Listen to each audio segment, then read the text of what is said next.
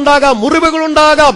എന്നാൽ എന്റെ പ്രിയപ്പെട്ടവരെ, ആ കാലുകൾക്ക് ഭൗതികമായ സൗന്ദര്യമില്ലെങ്കിലും ദൈവം തന്റെ അഗ്നിജാലയോടുകൂടിയ കണ്ണോടുകൂടി നോക്കുമ്പോൾ ആ കാലുകൾക്ക് സൗന്ദര്യമുണ്ട് എന്ന് അവിടുന്ന് കാണുകയാണ്. ദൈവം നമ്മെ സഹായിക്കട്ടെ. എന്താ കാര്യമെന്നറിയാമോ? ആ കാല് കൊണ്ടുപോകുന്നത് നന്മയെ സുവിശേഷിക്കാനാണ്, രക്ഷയെ പ്രസിദ്ധമാക്കാനാണ്. സിയോനോട് വിളിച്ചു പറയുകയാണ്, നിന്റെ ദൈവം ജീവിക്കുന്നു, അതുകൊണ്ട് നീ ജീവനുള്ള ദൈവത്തിങ്കലേക്ക് മടങ്ങി വരണം. ആ കാര്യം പറയുവാനായിട്ടാണ് ഈ കാല് കൊണ്ടുപോകുന്നത്. റോമർക്ക് എഴുതിയ ലേഖനം 10-ാം അധ്യായം 15-ാം വാക്യം നാം വായിക്കുന്നത്, നന്മ സുവിശേഷിക്കുന്നവരുടെ കാൽ എത്ര മനോഹരം, നന്മ സുവിശേഷിക്കുന്നവരുടെ കാൽ എത്ര മനോഹരം. നമുക്കറിയാം, ചില മലയാള മനോരമ പത്രത്തിൽ ഒരു വാർത്ത ഞാൻ വായിച്ചതാണ്. അമേരിക്കയിൽ ഒരു വലിയ മത്സരം ചില നാളുകൾക്ക് മുമ്പ് നടന്നു. ആ മത്സരത്തിന്റെ ഉദ്ദേശം ലോകത്തിൽ ഏറ്റവും ഭംഗിയുള്ള കാലുകൾ ആരുടേതാണ് അതിനുള്ള മത്സരമായിരുന്നു. ആ മത്സരത്തിൽ അനേക ആളുകൾ പങ്കെടുത്തു.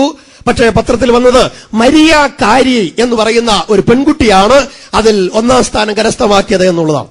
അനേക ലക്ഷം ഡോളറുകൾ അവൾക്ക് വാഗ്ദാനം ചെയ്യുകയുണ്ടായി. ലോകം അങ്ങനെയാണ് നല്ല കാലുകളെ തെരഞ്ഞെടുക്കുന്നത്. എന്നാൽ നമ്മുടെ ദൈവം, നമ്മുടെ വലിയവനായ കർത്താവ് ആരുടെ കാലുകളാണ് നല്ല കാലുകൾ എന്ന് തെരഞ്ഞെടുക്കുന്നത് ഈ ചെരുപ്പിട്ടുകൊണ്ട് വെളിയിലേക്ക് പോകുന്നവരുടെ കാലുകളാണ്. ദൈവം നമ്മെ സഹായിക്കട്ടെ. എന്റെ പ്രിയപ്പെട്ടവരെ, ഈ സദ്വർത്തമാനം അറിയിക്കുവാൻ നമുക്ക് ഉത്സാഹിക്കാം. ഒരുപക്ഷെ കൺവെൻഷൻ പ്രസംഗിക്കുവാൻ, പരസ്യയോഗത്തിന് പ്രസംഗിക്കുവാൻ നമുക്ക് കഴിവില്ല എന്ന് വന്നേക്കാം. ഒരു ലഘുലേഖയെങ്കിലും കൊടുക്കുവാൻ നമുക്ക് കഴിയുകയില്ലേ? ഒരു ബുക്കിലെറ്റെങ്കിലും മറ്റുള്ളവരുടെ കരങ്ങളിൽ കൊടുക്കുവാൻ നമുക്ക് കഴിയുകയില്ലേ? ഭാര്യമാരും ഭർത്താക്കന്മാരും ഭാര്യമാരും ഒരുമിച്ച് ചില വീടുകൾ കയറുവാൻ ആർക്കാണ് കഴിയാത്തത്? അയൽവക്കത്തുള്ള ചില ഭവനങ്ങളിൽ പോകുവാൻ അങ്ങനെയുള്ള ചില കുടുംബങ്ങൾ തയ്യാറാകട്ടെ. യൗവനക്കാരെ, ഇന്ന് പകൽ ഞാൻ ഓർപ്പിക്കട്ടെ, MBAയും എഞ്ചിനീയറിംഗും ഡോക്ടറേറ്റും ഒക്കെ പഠിക്കുന്ന ബഹുമാന്യ യൗവനക്കാരെ ഞാൻ ഓർപ്പിക്കട്ടെ, കർത്താവ് നിങ്ങളെ സുവിശേഷ വേലയ്ക്ക് വേണ്ടി വിളിച്ചാൽ പോകുവാൻ നിങ്ങൾ തയ്യാറാണോ? അതോ ഞാൻ ഇത്രയൊക്കെ പഠിച്ചു, അതുകൊണ്ട് ഇനി ഞാൻ പോകുന്നില്ല, 10-ാം ക്ലാസ്സിൽ തോറ്റു തൊപ്പിയിട്ടവൻ പോകട്ടെ, എനിക്കതിന് പോകാൻ പറ്റുമോ? വേണ്ട വേണ്ട വേണ്ട. നമ്മൾ പറയാറില്ലേ, ഇത് ഉന്നതമായൊരു പദവിയാണ്. യെസ്, എന്റെ പ്രിയപ്പെട്ടവരെ, എനിക്കത് പറയുവാൻ കഴിയും. ഇതുപോലെ എന്തൊരു അനുഗ്രഹം, ഇതുപോലെ ഒരു നന്മ. ദൈവത്തിന് സ്തോത്രം. പ്രിയപ്പെട്ടവരെ, ഈ ചെരുപ്പിട്ടുകൊണ്ട് വെളിയിലേക്ക് പോകുവാൻ ദൈവം നമ്മെ സഹായിക്കട്ടെ. ഈ കൺവെൻഷൻ നമുക്ക് അതിനൊരു വെല്ലുവിളിയായിരിക്കട്ടെ. ഒരു ലഘുലേഖയെങ്കിലും ഈ 2011 ഓരോ ദിവസവും കൊടുക്കുവാൻ ദൈവം നമുക്ക് കൃപ തരട്ടെ. കർത്താവ് നമ്മെ ആ നിലയിൽ ബലപ്പെടുത്തട്ടെ.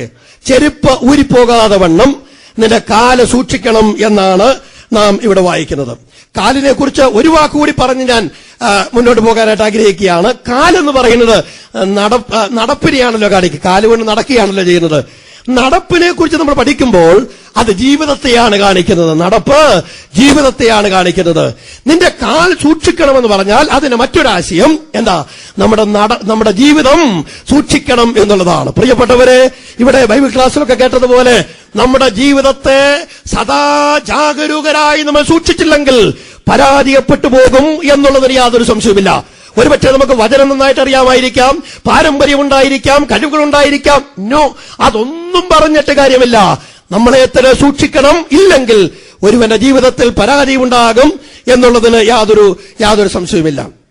യോബിന്റെ പുസ്തകത്തിൽ യോബ് പറയുന്നുണ്ട്, ഞാൻ വിരോധികളുടെ മുമ്പിൽ അദ്ദേഹം നന്നായിട്ട് നടക്കുമെന്നുള്ള ആശയം പറയുമ്പോൾ വാക്യങ്ങളൊന്നും എടുക്കുന്നില്ല. അവിടെ താൻ പറയുന്നത്, എന്റെ നടപ്പ് ഞാൻ അവരെ കാണിച്ചു കൊടുക്കും, അവരുടെ മുമ്പിൽ വെളിപ്പെടുത്തും എന്നാണ് ഞാൻ ഓർപ്പിക്കുന്നത്. എന്റെ നടപ്പ് അവരുടെ മുമ്പിൽ വെളിപ്പെടുത്തും എന്നാണ് പറയുന്നത്. വാസ്തവത്തിൽ എത്രയോ പോരാട്ടങ്ങളായിരുന്നു യോബിനുണ്ടായിരുന്നത്. എല്ലാവരും പഴി പറയുകയായിരുന്നു, എല്ലാവരും നിന്ദിക്കുകയായിരുന്നു, എല്ലാവരും ഇവനെ ഓരോ കുറ്റങ്ങൾ പറഞ്ഞ് അപമാനിക്കുകയായിരുന്നു. പക്ഷെ അവരോടൊരു വാക്കുപോലും അദ്ദേഹം പ്രതിവാദം പറഞ്ഞില്ല. താൻ പറഞ്ഞതെന്താ? എന്റെ നടപ്പ് അവരുടെ മുമ്പാകെ ഞാൻ തെളിയിക്കും. അവര് പറഞ്ഞതുപോലെയാണോ അത് ഞാൻ തെളിയിക്കും. എങ്ങനെ തെളിയിക്കും? ഞാൻ നടന്ന് തെളിയിക്കും. അർത്ഥാൽ എന്റെ ജീവിതം കൊണ്ട് ഞാനത് തെളിയിക്കും എന്നാണ് പറയുന്നത്. ഇന്ന് പകലിന്റെ പ്രിയപ്പെട്ടവരെ, നമ്മുടെ കാലുകളെ നമ്മൾ സൂക്ഷിക്കണം, നമ്മുടെ ജീവിതത്തെ നമ്മൾ സൂക്ഷിക്കണം. നമുക്കും ഇതുപോലെയുള്ള വിരോധികളുടെ ആക്രമണങ്ങൾ ഉണ്ടാകാറുണ്ട്. മിക്കവാറും എല്ലാ വിശ്വാസികൾക്കും അതുണ്ടാകും. അത് സ്വാഭാവികമായ ഒരു കാര്യമാണ്. പക്ഷെ നമുക്കും വിരോധികളുടെ പ്രശ്നങ്ങൾ ഉണ്ടായാൽ നമ്മൾ അവരെ ഭൗതികമായി അല്ലെങ്കിൽ മാനസികമായി നേരിടാനായിട്ട് നമുക്ക് യാതൊരു അനുവാദവുമില്ല. നമുക്കറിയാം, ഈ ചില സഹോദരന്മാർ തമ്മിലൊക്കെ പ്രശ്നമുണ്ടായാൽ എന്തോരം വാക്കുകളാ പറയുന്നത്, ഇല്ലേ? ഫോണിലൂടെയൊക്കെ എത്രയോ മണിക്കൂറുകൾ വിളിച്ചാണ് പലരുമായിട്ടൊക്കെ ഈ കാര്യം സംസാരിക്കുന്നത്. അത് ആവശ്യമില്ലാത്തൊരു കാര്യമാണ്. വെറുതെ എന്തിനാ ഈ പൈസയെല്ലാം BSNLകാർക്കും വോഡാഫോണുകാർക്കും ഒക്കെ കൊടുക്കുന്നത്? നമ്മൾക്കൊരു കാര്യം ചെയ്താൽ മതി, നമ്മളങ്ങ് ജീവിച്ചു കാണിച്ചാൽ മതി. അവരുടെ മുമ്പാകെ ജീവിച്ചു കാണിച്ചാൽ മതി. നയാ പൈസ ചെലവുമില്ല. ദൈവം പ്രസാദിക്കുന്ന ഒരു രീതിയുമാണ്. നമ്മൾ ഈ ഫോൺ വിളിച്ച് പല കാര്യങ്ങൾ പറഞ്ഞ് നമ്മെ നീതീകരിക്കുവാനായിട്ട് ശ്രമിക്കുമ്പോൾ പിന്നെയും നമ്മൾ പരാജയപ്പെടുവാൻ സാധ്യതയുണ്ട്. എന്നാൽ തെളിയിച്ചു കാണിക്കാൻ അതാണ് ആവശ്യം. എന്റെ പ്രിയപ്പെട്ടവരെ, ആ ഒരു ചങ്കൂറ്റ നമുക്ക് വരട്ടെ. വെറുതെ വാചാലമായ ജീവിതമല്ല ദൈവം നമ്മളെ കുറിച്ച് ആഗ്രഹിക്കുന്നത്, അത് പ്രാവർത്തികമാക്കി വരിക. അതാണ് ദൈവം നമ്മിൽ നിന്ന് പ്രതീക്ഷിക്കുന്നത്. ആ കാല നടപ്പ് എന്ന് പറയുന്നത് അത് ജീവിതത്തെ സൂക്ഷിക്കുന്നതാണ്. മാത്രമല്ല, നാം അങ്ങനെയുള്ള പല ഭാഗങ്ങൾ കാണുന്നുണ്ട്. അതിലേക്ക് കടക്കുവാൻ ഞാൻ താല്പര്യപ്പെടുന്നില്ല. ദൈവം നമ്മെ സഹായിക്കട്ടെ. ചെരുപ്പ് ഊരിപ്പോകാതെ വണ്ണം കാൽ സൂക്ഷിക്കുക. അടുത്ത ആശയം നമ്മൾ വായിക്കുന്നത് വറ്റിപ്പോകാതെ വണ്ണം തൊണ്ട സൂക്ഷിച്ചുകൊള്ളുക. വറ്റിപ്പോകാതെ വണ്ണം തൊണ്ട സൂക്ഷിക്കണം. എന്തോ വറ്റിപ്പോകാതെ? വെള്ളം വറ്റിപ്പോകാതെ വണ്ണം തൊണ്ട സൂക്ഷിക്കണം എന്നാണ് പറയുന്നത്. നമുക്കറിയാം, സംസാരിക്കുന്ന ആളുകൾക്കൊക്കെ ഇടയ്ക്ക് അല്പം വെള്ളം കുടിച്ചാൽ അത് തൊണ്ടയ്ക്കൊരു സുഖമായിരിക്കും. അധികം കുടിക്കണമെന്നില്ല, അല്പം കുടിച്ചാൽ മതി. അപ്പോൾ തൊണ്ടയ്ക്കൊരു നനവ് കിട്ടും, സംസാരിക്കാൻ കുറെ കൂടി ഉത്സാഹം ഉണ്ടാകും. വെള്ളം വറ്റിപ്പോകാതെ വണ്ണം നമ്മുടെ തൊണ്ട നമ്മൾ സൂക്ഷിക്കണം എന്നാണ് ഇവിടെ ഓർപ്പിക്കുന്നത്. പ്രിയപ്പെട്ടവരെ, നമ്മുടെ കാല് ചെരുപ്പൂരി പോകാതെ സൂക്ഷിക്കണം. വെള്ളം വറ്റിപ്പോകാതെ നമ്മുടെ തൊണ്ട സൂക്ഷിക്കണം. നമ്മുടെ തൊണ്ടയിൽ എപ്പോഴും ഒരു വെള്ളം, അതിന്റെ നനവ്, നിറവ് ഉണ്ടായിരിക്കണം എന്ന് ഇവിടെ കാണുവാനായിട്ട് കഴിയും. വെള്ളം എന്ന് പറയുമ്പോൾ ഞാൻ രണ്ടാശയങ്ങൾ ഇതിനുള്ള ബന്ധത്തിൽ വേഗത്തിൽ ഓർപ്പിക്കുവാൻ താല്പര്യപ്പെടുകയാണ്. വിശുദ്ധ വേദപുസ്തകത്തെ വെള്ളം എന്ന വാക്കുകൊണ്ട് വിശേഷിപ്പിച്ചിട്ടുള്ളത് നമുക്കറിയാം. യോഹന്നാന്റെ സുവിശേഷം 3-ാം അധ്യായം 3-ാം വാക്യം 5-ാം വാക്യം 5-ാം വാക്യത്തിൽ വായിക്കുന്നത് വെള്ളത്താലും ആത്മാവിനാലും ജനിച്ചില്ല എങ്കിൽ, ഇല്ലേ? അവിടെ വെള്ളം എന്ന് പറഞ്ഞിരിക്കുന്നത് നമുക്കറിയാം ദൈവത്തിന്റെ വിലയേറിയ വചനത്തെക്കുറിച്ചാണ്.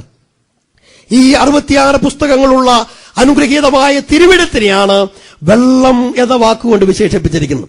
അപ്പൊ വെള്ളത്താൽ നമ്മുടെ തൊണ്ട നനയണം എന്ന് പറഞ്ഞാൽ അതിന്റെ ഒന്നാമത്തെ ആശയം ദൈവത്തിന്റെ വചനത്താൽ നമ്മുടെ തൊണ്ട നനയണം എന്നുള്ളതാണ്. അതിന്റെ ഒന്നാമത്തെ പടി നമ്മളവിടെ കണ്ടു, വീണ്ടും ജനിക്കുക എന്നുള്ളതാണ്. അതിന്റെ അടുത്ത സ്റ്റെപ്പ് എന്ന് പറയുന്നത് എഫേസ്യ ലേഖനം 5-ാം അധ്യായം 26-ാം വാക്യമാണ്. അവിടെ വായിക്കുന്നത് അവൻ അവളെ വചനത്തോടുകൂടിയ ജലസ്നാനത്താൽ വെടിപ്പാക്കി. അങ്ങനെ കറ, ചുളുക്കം, വാട്ടം, മാലിന്യം ഒന്നുമില്ലാതെ സഭയെ ശുദ്ധയും നിഷ്കളങ്കയുമായി തനിക്ക് തന്നെ തേജസ്സോടെ മുൻനിർത്തേണ്ടതിനും അവൾക്ക് വേണ്ടി കൊടുത്തു. അപ്പം നമ്മൾ വീണ്ടും ജനിക്കേണ്ട ദൈവവചനത്താലാണ്. അങ്ങനെ വീണ്ടും ജനിച്ച ദൈവമക്കൾ ചെയ്യേണ്ട അടുത്ത കാര്യം ഒരു വിശുദ്ധ ജീവിതം നയിക്കുക എന്നുള്ളതാണ്. ദൈവത്തിന് സ്തോത്രം. ദൈവത്തിന്റെ വചനത്താൽ നമ്മുടെ തൊണ്ട നനയുക എന്ന് പറഞ്ഞാൽ ഞാനും നിങ്ങളും ഒരു വിശുദ്ധ ജീവിതം നയിക്കുക എന്നാണ് ഇതിന്റെ അർത്ഥം. ഇന്ന് പകരം ഞാൻ വളരെ വ്യക്തമായിട്ട് ഓർപ്പിക്കട്ടെ, പാപത്തെ സ്നേഹിച്ച്, ലോകത്തെ സ്നേഹിച്ച്, ദൈവികമായ കാര്യങ്ങൾക്ക് വില കൊടുക്കാതെ പോകുന്ന ഏതൊരു വ്യക്തിയും അവരുടെ തൊണ്ട ദൈവത്തിന്റെ വചനത്താൽ നനയുന്നില്ല. ഒരുപക്ഷെ അവരുടെ ബൗദ്ധികമായി ദൈവത്തിന്റെ വചനം അവർക്ക് വളരെ ഉണ്ടായിരിക്കാം, പക്ഷേ തൊണ്ടയിലേക്ക് വരുന്നില്ല, അവരുടെ ജീവിതത്തിലേക്ക് അത് പ്രാവർത്തികമാക്കുന്നില്ല. അത് ഭയാനകമായ ഒരു കാര്യമാണ് എന്ന് പ്രത്യേകമായി ഞാൻ ഓർപ്പിക്കട്ടെ. ദൈവത്തിന്റെ വചനത്താൽ നാം രക്ഷിക്കപ്പെട്ടു. ആ വചനത്താൽ അനുദിനം ഒരു വിശുദ്ധ ജീവിതം നമ്മൾ നയിക്കേണ്ടത് അത്യാവശ്യമാണ്. കർത്താവ് നമ്മെ സഹായിക്കട്ടെ. ആ വിശുദ്ധ ജീവിതം അത് ജീവിതത്തിൽ ഏറ്റവും അത്യാവശ്യമായ ഒരു കാര്യമാണ്.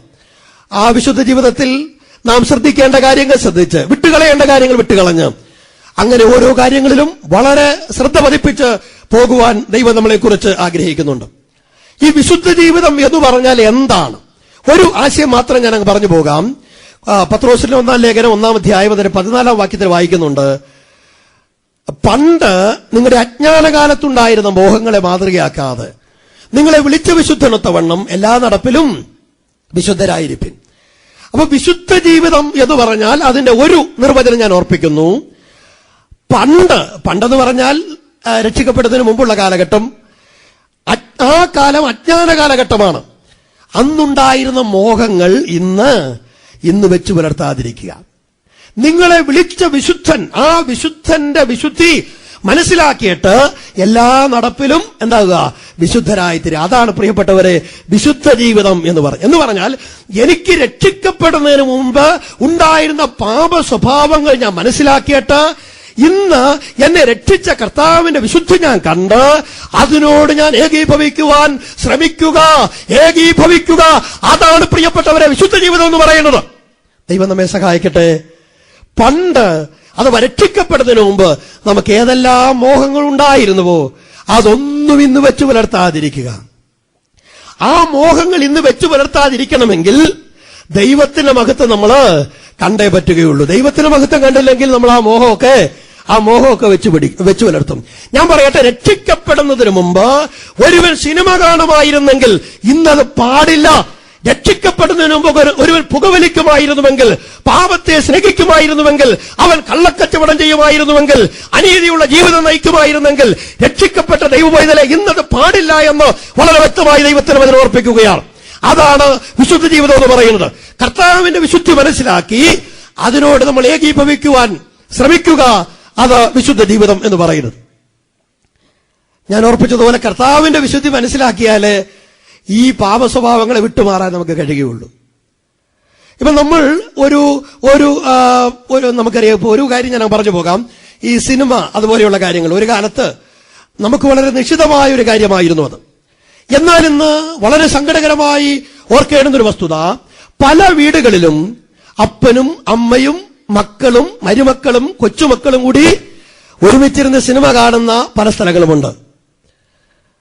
നമുക്കിത് അനുവദനീയമാണോ? നമുക്കറിയാം, ഒരു ചെറിയ രസത്തിന് വേണ്ടി ആയിരിക്കാം ഒരുപക്ഷെ അത് കാണുന്നത്. പക്ഷെ പ്രിയപ്പെട്ടവരെ, വചനത്തിൽ നമ്മൾ വായിക്കുന്നു, നമുക്ക് രസിക്കാൻ, നമുക്ക് ആനന്ദിക്കാൻ പല വഴികളുണ്ട്, ഇല്ലേ? ദൈവത്തിന്റെ സന്നിധി, ഇല്ലേ? അവിടെ സന്തോഷപരിപൂർണതയുണ്ട്. ദൈവത്തിന്റെ വചനത്തിൽ തന്നെ രസിക്കാനായിട്ട് നമുക്ക് കഴിയും. അവനിൽ തന്നെ രസിക്കാൻ നമുക്ക് കഴിയും. അതിന് നമ്മൾ സമയം ചെലവഴിക്കുന്നില്ല. അങ്ങോട്ട് നമ്മൾ